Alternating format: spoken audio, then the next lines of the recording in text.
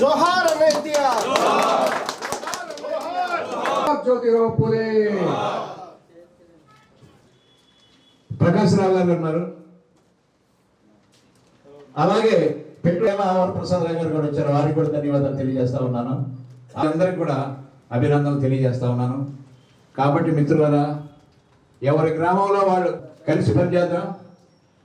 తప్పకుండా రాజు ఉత్సాహంతో మనం అందరం పనిచేస్తా ఉన్నాం. మిత్రులారా, జై హో బీసీ. బీసీలంతా తెలుగుదేశం వైపు ఉన్నారని చెప్పి నిరూపించడానికి ఇది ఒక నిదర్శనం. ఎందుకంటే ఈ జగన్ ప్రభుత్వంలో ఎక్కువ భాగం నష్టపోయింది ఎవరంటే బీసీ. అదేవిధంగా మాటల వ్యవస్థతో పాటు ఏదైతే పేద బడుగు బలహీన వర్గాలు పక్కా గృహాలు తీసుకొచ్చారో ఆ పక్కా గృహాలు కూడా 5,000 రూపాయలు 8,000 రూపాయలకు ఉండే 85లో అప్పుడు చేసినటువంటి ఈ ఏరియాలోనే బాపట్ల నియోజకవర్గంలో దాదాపు గీత కార్మికులకి 500 ఇళ్ళు ఇవ్వటం కూడా జరిగింది. 85లో అవి అప్పుడు కళా వెంకటరావు గారు హౌసింగ్ మినిస్టర్గా ఉండటం, ఆ పక్క మున్సిపల్ మినిస్టర్గా ఉండి ఈ ఏరియా మొత్తం అన్ని గ్రామాలు ఉదయం నుంచి సాయంత్రం దాకా కూడా పక్కా గృహాలు ప్రారంభించడం జరిగింది. చెప్పుకోవాల్సిందిగా అన్న ఎన్టీ రామారావు దయవల్లే ఈ కార్యక్రమాలన్నీ కూడా జరిగినాయి అనేది మీ అందరికీ తెలియజేస్తున్నా. పక్కా గృహాలతో పాటు ఆయన 2 రూపాయల కిలో బియ్యం ఈ రోజున భారతదేశంలో అన్ని రాష్ట్రాలు మొదలుపెట్టి అంటే ఆ రోజుల్లోనే ఆయన 2 రూపాయల కిలో బియ్యం తీసుకొచ్చి రాజకీయ చైతన్యం వచ్చి మరి మన బీసీలు అనే వాళ్ళకి ఎంతో కొంత ఎక్కువ మరి ఆర్థికంగా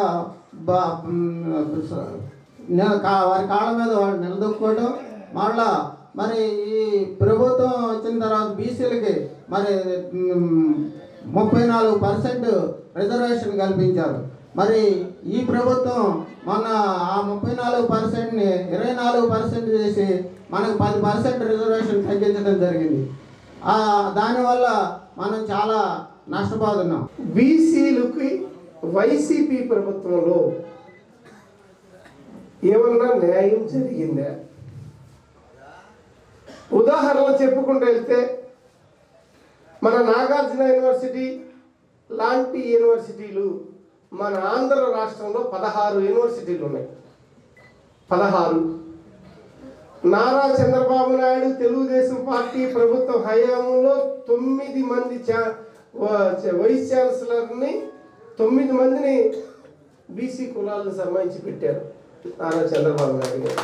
9 మంది. అది ఈరోజు ఆంధ్రప్రదేశ్ ప్రభుత్వం వైసీపీ ప్రభుత్వంలో బీసీలు ఎంతమంది ఉన్నారో మీకు తెలుసండి? ఒకే ఒక్కడు. 16 మంది యూనివర్సిటీలు ఉంటే ఇంత జనాభా కలిగిన బీసీలు తెలుగుదేశం పార్టీ 9 మందిని ఇచ్చి గౌరవించుకుంటే వైసీపీ ప్రభుత్వం ఒక్కడు. బీసీలు వైసీపీ ప్రభుత్వానికి ఓటు వేయాల్సిన అవసరం ఉందా అనేది మనం ప్రశ్నించుకోవాల్సిన అవసరం ఉంది. ఈరోజు బీసీ సోదరులకి తెలుగుదేశం పార్టీ పుట్టినిల్లు. ప్రతి బీసీ గడపకి రాజకీయ చైతన్యం తెచ్చిన పార్టీ తెలుగుదేశం పార్టీ.